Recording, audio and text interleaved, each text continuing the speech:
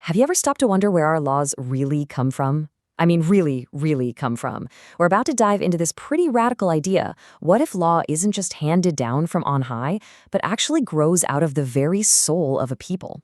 Let's get into it. So let's just start with the big question that gets right to the heart of this whole thing. Is law something that we humans just invent, create out of thin air? Or is it more like something we discover, something that's already out there, just waiting for us to find and understand it? This is the central puzzle that the Historical School of Law was obsessed with solving. Now, to really get why their answer was such a big deal, we first need to take a look at the ideas they were pushing back against. Before the historical school showed up, there were pretty much two major players on the field when it came to this question. On one side, you had natural law. This is the idea that there are these universal moral truths that apply to everyone, everywhere, always, kind of like a cosmic sense of justice. Then, on the other side, you've got analytical positivism, which basically says, nope, law is just whatever the person or group in charge says it is. It's all about power and authority, not necessarily morality. So you've got this clash, right? Reason versus pure power. Well, the thinkers of the historical school looked at these two options and said, hang on, you're both missing something huge. They came up with a third way. They asked a totally different question. What if law isn't some abstract ideal floating in the cosmos, and it isn't just a command from a king? What if it's something more organic, something that bubbles up from the life, the culture, the very spirit of a people? And that question brings us to their truly game-changing concept, an idea that completely shifted how people thought about law, moving the focus from the universal to the specific and from the abstract to the deeply historical. They gave it this amazing German word, Volksgeist. It literally translates to the spirit of the people. And this one single term, Volksgeist, pretty much sums up their entire philosophy. It's the idea that every nation has its own unique collective consciousness, its own character, and that is the true source of its law. Okay, think about it like this. A country's language wasn't invented by some committee in a room, right? No, it evolved naturally over thousands of years, shaped by the people who spoke it every single day. The same thing goes for customs and traditions. Well, the historical school argued that law is exactly the same. It's like a society's shared DNA, an unconscious expression of its history and its unique character.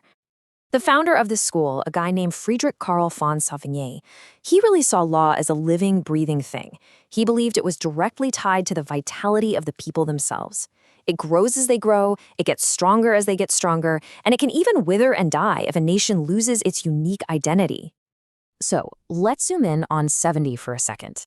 Because he wasn't just some philosopher dreaming up abstract theories. No, he was in the middle of a very real fight over the future of German law, and he saw himself as a guardian of its cultural soul. All right, picture this. It's the 19th century. Germany is still this patchwork of different states, and there's a huge push to unify the whole legal system by creating one single written legal code, kind of like the famous Napoleonic Code over in France. On the surface, it sounds like a great idea. Modern, efficient, rational, but Savigny stepped in and basically yelled, whoa, not so fast. See, he argued that law actually develops in two stages. First, it just exists as an unconscious custom. It's in the shared practices and the common sense of right and wrong that people have. Only much later, once society gets more complex, do jurists and legal scholars come along to articulate and organize these principles that are already there. They don't invent a law, they just give a voice to it. So this was the core of his whole argument. Trying to just impose a legal code from the top down was completely artificial. It would be like forcing a foreign language on a population. He argued that the German Volksgeist, that spirit of the people, it just wasn't mature enough yet. He believed that true German law had to develop organically for a while longer before it could ever be written down. For him, custom was king, and legislation was just a small part of the story. Okay, now let's switch gears to another key figure, Sir Henry Maine. He was an English thinker who took this historical idea and ran with it in a whole new direction.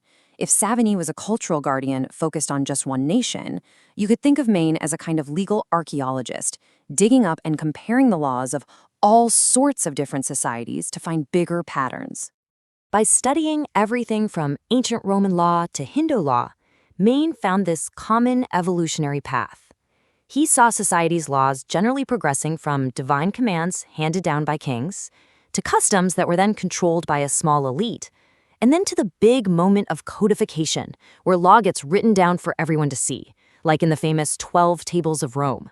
And finally, you get to modern legislation, the complex legal tools we use today. But out of all of his incredible observations, this one single sentence became his most famous, most powerful legacy.